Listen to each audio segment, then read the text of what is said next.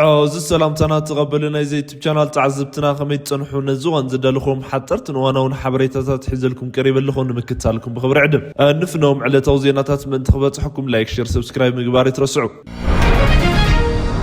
ناي دبرت انجرم كيل زركو ناي 48 سبسلطانات حوحات حلفت غزياو منግስት ትግራይን ተወለድ ትግራይ ናይ ባንክ ሒሳብ ታጊዶ በብልሽውና ተላዒሎም ዝተባሃሉ ተስፋይ ዳቦተከ ሚኒስተር ዴታ ዝኾኑ ናይ ወሬድ ብልጽግና ጨርነት ሆርዳፎ ስርሖም ናይ ሕወሓት ተወለድ ትግራይ ናይ ባንክ ሒሳብ ብምእጋድ ጀሚሮም ኣለው ኣብዚ ጉዳይ እዚ ናይ ክልል ትግራይ ምክትል ፕሬዝዳንት ውን ተኻይተሎ ኣብቲ ገዳ ደገፍቲ ውድብ ስምረት ምትእታው ዘሻቀሎም ሰባት ውን ምልማን ምትእታዎም ተፈሊጠሎም ዝተኣገደ ናይ ባንክ ሒሳብ ዘለዎም ናይ ሒሳብ ምንቅስቃስ ብህጡጽ كلا أختحتيتلو بعشران شمونتن تري خلتشحن 16 باقطة ترى إثيوبيانا ب17 بانكتات منيستر فتحي زصحفوا دبدابي كم زملكتو ناي حوحات ناي غزياو منغستي سرح حلفتن كاب تግራይ ዝተወለዱ ሰባት ናይ ባንክ ሒሳቦም ክእገድ ተኣዚዘሎ ሊቀመንበር ሕወሓት ደብረት እንገርም ከኤልን ሓለፍት ቤት ጽሕፈት ትውድብ ፈትለ ወርቅ ገብረ እግዚአብሔር ወይ ድማ ሞንጆሪኖ አባላት ማእከላይ ኮሚቴ አብርሃም ተኸስተን ጌታቸው ሰፋን አዲስ ዓለም ባሌማን ሰለሞን ኪዳንን ዝርከቡ ኮይኖም አባላት አመራርሓ ግዚያው መንግስቲ ክልል ትግራይ ውን ተኻይቶምለው ካብዚኣቶም ድማ ተቀዳማይ ሚኒስተር ብልጽግና ዝመስረቶ ግዚያው መንግስቲ ምክትል ፕሬዝዳንት ነበረ አማኑኤል ሰፋ ይርከብ ብልጽግና ኣብ ስራሕ ዘሎ ናይ ክልል ምክትል ፕሬዝዳንት ሒሳብ ብዕሊ ክእገድ እዝናይ መጀመርያ እንተ ዘይኾነ ኣይተርፍን ካብቶም 48 ውልቀ ሰባት 15 ጀነራላት ሓደ ኩነሪል ዝርከቡ ኮይኖም ቀረባ እዋን ካብ ማእሰርቲ ዝተፈትሑ ጀነራል ክንፈዳኛው ጀነራል ህንፃ ወልጅ ወርጊስን ጀነራል ምግበይ ሃይለን ጀነራል ማዕሾ በየነን ጀነራል ብርሃነ ነጋሽን ተኻይቶም ኣለው ከም ጸብጻባት ናይ እገዳ ትእዛዝ ካልኦት ወተደራዊ معرقن زلو ولك سبات تقلل خوينو تولت تግራይ ዝኾኑ ሰባት ውን ኣለዎ መንግስት ብልጽግና ኣብ ክልል ትግራይ ከቫን ዕጥዋን ገይሩ ኹናት ኣብ ዘካይዱ ናይ 2 ዓመት እዋን ኣብ ትግራይ ወጻኢ ዝነበሩ ኣስታት 500,000 ዝኾኑ ተወለድ ትግራይ ናይ ባንክ ሒሳቦምን ዓጺ መንባሮም ወርልድ ፒስ ፋውንዴሽን ምግላጾ ይዝንጋዕ ነዚ ጀመሮ ዝመስል መንግስት ብልጽግና ሕጁ ናይ ተወለድ ትግራይ ሒሳቦም ምዕጻው ጀሚረሎ ኣብዚ ገዳዚ ናይ ብልጽግና ትግርኛ ጨንፈር ዝበሃል ፓርቲ ስምረት ደገፍቲ እዮም ዝበሃልን ኣብ አዲስ አበባ ዝነበሩ ተወለድ ትግራይ ነበር አባላት መንግስት ክልልን ተኻይቶም ከም ዘለው ዝተገለጸ ኮይኖም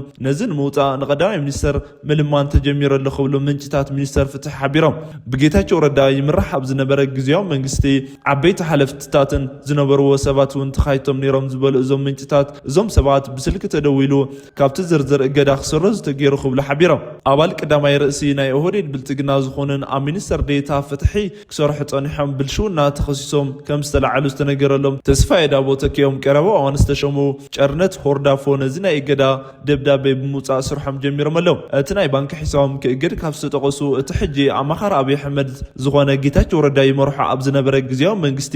ስርሑ ዝነበሩ ቴድሮስ ሓጎስን ተኽለወይና ኣሰፋን ይርከቡ ኣባቶም 48 ሰባት ብስም ዝተኸፈተ ሒሳብ ጥራይ ዘይኮነ ብውልቂ ይኹን ብሓባር ወይ ብውክልና ኣብ ዝደብዳቤ ብስም ካብ ዘይተጠቀሱ ሰባት ወይ ድርጅታት ምዃኖም ኣብ ዝኸፈትዎ ናይ ቁጠባን ተንቀሳቐሲ ሒሳብን ኣብዚ እዋን እዚ ዘለዎ ናይ ሃገር ውሽጥን ገንዘብን ክቡራት ማዕድናትን ናይ ወፃኢ ሃገር ገንዘብን ኣብ ባንክ ዘለዎም ኣክሲዮንን ሼርን ተኣጊዱ ክጸንሕን ሒሳቡ ካብ ዝተኸፈተሉ እዋን ጀሚሩ ኣብቲ ሒሳብ ዝተገበረ ምንቅስቃሳት ዘርኢ ባንክ ስቴትመንት ክወሃብን ሓይተሎ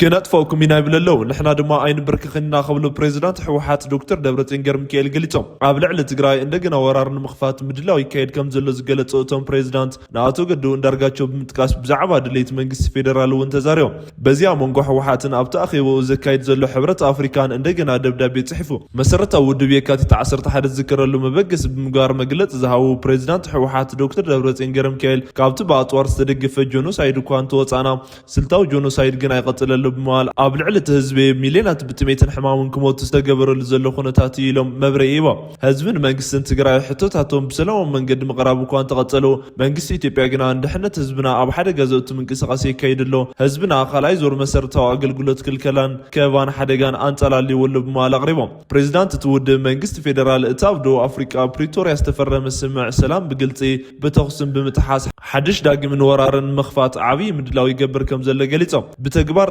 ተጣሒስዎ ጥሕሰት ብዙሕ መንገዲ ክግለጽ ይኽእል እዩ ግና ብተኽሲ ውግእ ተኽሲ ምቁራጽን ተጣሒሱሎ ፕሬዚዳንት ትውድብ መንግስቲ ፌደራል ሓይሊ ሰራዊትን ከበድቲ ኣጽዋራትን ብበዝሒ ናብ ደቡብ ትግራይ ይቐርብ ከም ዘሎን ሕጂ እውን ነድክመኩም ኢና ነጥፈአኩም ኢና ናበሉ የፈራርሑ ኣለዉ ዝበሉ እቲ ኩነታት ብወታደራዊ ምንቅስቓስ ጥራይ ዝተወሰነ ከም ዘይኮነ ጠቒሶም ከምዚ ዝኣመሰለ ዝርርብን ምንቅስቓስን ንመስርሕ ሰላም ናብ ድሕሪት ዝመልስን ንህዝቢ ትግራይ ዳግም ናብ ሓደጋ ዘእቱን ኢሎም መንግስቲ ኢትዮጵያ ሕገ መንግስቲ ይከበር ይብል ንሕና ንብሎ ዘለና ድማ ሕገ መንግስቲ ግዛኣትና ይመለስ ተፈናቀልቲ ናብ ቦቶም ይመለሱ ክልከላታትናን ዛዕዛዕታና እንደው ይብል ካብኡ ወፃኢ ክነንበርክኹም ኢና ክነጥፈኩም ኢና ተገዝኡ ዝብል እንተኮይኑ ግና ኣይንንበርከኽን ኢና እዩ መልሱ ክብሉ ኣመልኪቶም ነቲ ዘፍርሑና ዘለው ተዳለው ተንበርክኹ ኣይንኽእልን ኢና ብዝኾነ ይኹን መንገዲ ተንበርክኹ ዝብል መልእኽቲ ኣይንንበርከኽን ኢና ኣብቲ ክልል ዝፍጠር ዘሎ ቅልውሎ ኣብ ምብስባስ ግደ ዘለዎም ካሓቲ ሓይልታት ዝበልዎም ጉጅለታት ጌታቸው ረዳ ቆይሶም ከም ህዝቢ ናይ ምጥፋእ ሓደጋ ኣጋጢምና ኣሎ ስለዚ ድማ ነፍሲ ወከፍ ወለዶ ትግራይ ኣብ ውሽጢ ሃገር ይኹን ኣብ ወፃኢ ዘሎ ነዚ ናይ ምጥፋእ ሓደጋ ብምውዳብን ክምክቶ ይግባእ ኢሎም እዚ ስርዓት ፖለቲካዊ ፀገሙ ኩሉ ብውግእን ብኣፅዋር ንምፍታሕ ዝደሊ እዩ ሕጂ እውን ነዚ ይግበረሎ ብምባል ከም ኣብነት ድማ ኣብ ቀረባ ግዜ ኣቶ ገዱ እንዳርጋቸው ዝቐረብዎ ርእዩ ተልዒሎም ፖለቲካዊ ሽግር ብበትሪ ብጥይት ንዝፍታሕ ዝብል መንግስቲ ክነንበርክኹም ዝብል መንግስቲ መሰል ሕቶ ክትሓትት ዘይፈቅድ መንግስቲ ናብ ቀይሕ ባሕሪ ኣብ ዝሓለፈቲ ዝተዛረቦ ገዱ ዘውፅኦ ማለት እዮም ፕሬዚዳንት ሕወሓት ዶክተር ደብረጽዮን ገብረሚካኤል ሰሙናዊ ኣብ ቤት ጽሕፈት ሕብረት ኣፍሪካን ኣኼባ ንዘካየደ ኣባላት ሃገራት መራሕቲ ስምዕ ደው ምባል ተጻውኦታት ፕሪቶርያ ሙሉእ ብሙሉእ ብህፁፅ ብቑኑዕና መንፈስን ክትግበር ብግልፂ ከረጋግጡ ፀዊዖም ብተደጋጋሚ ናብቲ ሕብረት ደብዳቤ መፅሓፎም ዘዘክሮም ፌርሞም እቲ ስምዕ ቅርፂ ዘለዎ ፖለቲካዊ ዘተ ንክጅመር ዘኽእሉ ስጉምታት ክወስዱ ካብኡ ወፃኢ ግና ብስም ዲዲኣር ኣፅዋርኩም ፈትሕኩም ኢድኩም ጥራይ ሕዝኩም ኺዱ ዝብል ግና ተቐባልነት ከም ዘይብለ መልኪቶም ሕወሓት እንደገና ኣብ ኣዲስ ኣበባ ንዘካየደ ዘሎ ኣኼባ ሕብረት ኣፍሪካ ደብዳቤ ፀሓፈ ክኸውን ከሎ ቀንዲ ነጥብታት ስምዕ ፕሪቶርያ ብኽፋል ጥራይ ብምትግባሮን ኣብቲ ከባቢ ዝረአ ዘሎ ሓድሽ ወታደራዊ ምድላውን ንሰላም ዓብዪ ሓደጋ የእትውዎ ከም ዘሎ መልኪቱ ምንቅስቓስ ህዝቢ ትግራይ ምግዳብን ፀቕጥታት ቁጠባን ካልኦት ተግባራትን ኣብ ልዕሊ ስምዕ ሰላም ዝነበረ እምነትን የዳኽምዎ ከም ዘለው እቲ ደብዳቤ ገሊፆም ሕወሓት ኣብዚ ሕጂ ኣብ ኣዲስ ኣበባ ንዝካየድ ዘሎ ዋዕላ መራሕቲ ሃገራት ኣፍሪካን ኣብ ዘቕረቦ ፃውዒት እቲ ሕብረት መዳለይ እቲ ስምዕ ሰላም ብምዃኑ መጠን ሓላፍነቱ ክዋፃእ ፀዊዖም እቲ ስምዕ ግድነታዊ ምዃኑ ተፈሊጡ ብኩሎም ወገናት ሙሉእ ብሙሉእ ክትግበር ናይ ሕብረት ኣፍሪካ ናይ ምቁፅፃር ምርጋፅን ክትትልን ኣካልን ስርሑ ቀላጥፍን ከጠናኽረን ተፈናቀልቲ ናብ ቦታኦም ክምለሱን ሕገ መንግስታዊ ስርዓት ንኽምለስን ንሓገዝ ሰብኣዊ ኣቅርቦት ዝዕንቅፉ ኩሎም ክእለዩ ንምኽንያት ግጭት ንዝኾኑ ጉዳያት ዝፍትሑ ቅርፃዊ ፖለቲካዊ ዘተ ብህፁፅ ንክካየድ ብምባል ፀዊዑ ኣፍሪካውያን መራሕቲ ነዚ ሕጂ ዘሎ ኣሸቓሊ ኩነታት ብዝምልከት ሱቕ ክብሉ የብሎምን ዝበለ እቲ ደብዳቤ እቲ ሕብረት ንኣፍሪካውያን ፀገማት ኣፍሪካውያን ፍታሕ ናይ ምሃብ ቁርፀኝነቱ ብተግባር ከርኢ እዚ እዋን እዚ ኢሉ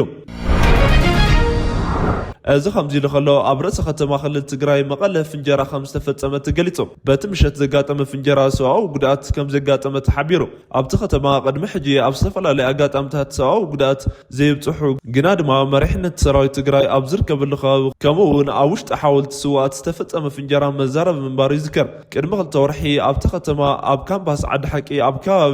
ኣብ ከባቢ ቢዝነስ ካምፓስ ተፈጸመ ፍንጀራ ዝከር ክኸውን ከሎ ካብዚ ቦታ ኣብ ቀረባ ርሕቀት ድማ ሓላፊ ቢሮ ሰላምን ጸጥታን እቲ ክልል ሌተናንት ጀነራል ፍሳሕ ኺዳኑ ዝነብረሉ ገዛ ከም ዝርከብ ስዒቡ ዕላማት ፍንጀራ ካብዚ መጥቃዕቲ ቦታ ብምጋስን ክግመት ከም ዝኽእልን ምዝጋብና ይዝከር ፖሊስ እታ ከተማ በቲ እዋን ንህዝቢ ንምርዓድ ተልእኾ ተዋሂቦም ዝመፁ ሓይልታት ጥፍኣትን ክብል ዝፀውዕዎ ኣካላት መጥቃዕቲ ቦምብን ፍፃሞም እቲ ፍንጀራ ግና ኣብ ልዕሊ ሰብ ወይ ንብረት ጉድኣት ከም ዘይብፅሕ ዕላምኡ ድማ ህውከትን ብትትንን ንምፍጣር ተሓሲቡ ዝተፈጸመ ከም ዝኾነ ንምግላጽ የርጽዕን ሎሚ እውን ኣብ ተመሳሳሊ ቦታ ተመሳሳሊ መልክዕ ዘለዎ ፍንጀራ ከም ዝተፈጸመ ተሓቢሩ እቲ ፍንጀራ ካብ ሰዓት 3 ፈረቓን ምሸት ከባቢ ከም ዝተፈጸመ ዝገለጹ ምንጭታትና ካብቲ ድምፂ ብምጋስ ዝተሰምዐ ፈንጂ ከም ዝኸውን ግምቶም የቕምጡ ሓደ ናብቲ ጉዳይ ቀረባ ዝኾነ ምንጪ ብዛዕባ ምፍጻም እቲ ፍንጀራ ሰብኣዊ ጉድኣት ግና ከም ዘይበፅሕን መብዛሕትኡ ግዜ ናይ ምርዓድ ዕላማ ከም ዘለዎን ከም ዘስምዐን ገሊጹልና እቲ ኣብ ከባቢ ቢዝነስ ኮሌጅ ዝተፈጸመ ተባሂሉ ዘሎ ፍንጀራ ብዝምልከት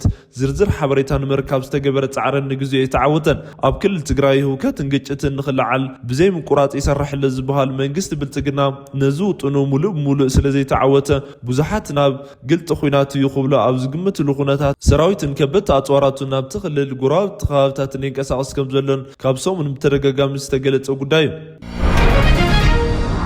أبس مران الدساوان بعل سلطان باخلاي مبرق ترخيبهم إساياس أبيين بزعبة قد قيح بحر مزوم بعل سلطانات تمايت أنكو بالقليتهم إزهم كلتنا بكينات زاوتو زلو سرعة النات لاوتو علم عرب مدبر سراويتن كرنا أفريكان أي مخان شرشر جمهوري مسلو سعود عرب بعل سلطانات نابد ساوان أسمران لإخام منيسر قدات وصالة هاجر نابي حمد رايزي كونس بعل سلطانات هاجرات أفريكان مركب نابي تيبيا بزمت ألو تمثلوان إرترا دمان نفرت نقصاوين سدرابيت سعود عرب أبس مر عريفة تمال منيسر قدات وصالة سعود عرب لول فيسن بن فرهان أبدي ساوا مسكداوي منيسر أبي حمد بزعم خلت أو قداتن كيح بحر النروا أباين كالوت زوا وأهجروا قداتن كم سمايت تجليتو بدحري دما خالوت بعل سلطانات سعود عرب نابير ترى مقعزم تسمعوا بريزيدنت سياس أفوركي مسمكتل منيسر قدات وصالة سعود عرب والد بن عبد الكريم كهراج ترخيبهم بريزيدنت سياس أفوركي أمونغو سعود عرب إيرتران زل زمدنا تاريخي لما بفلاي أبزوا وأهجروا قداتن خلتين هجرات متحبار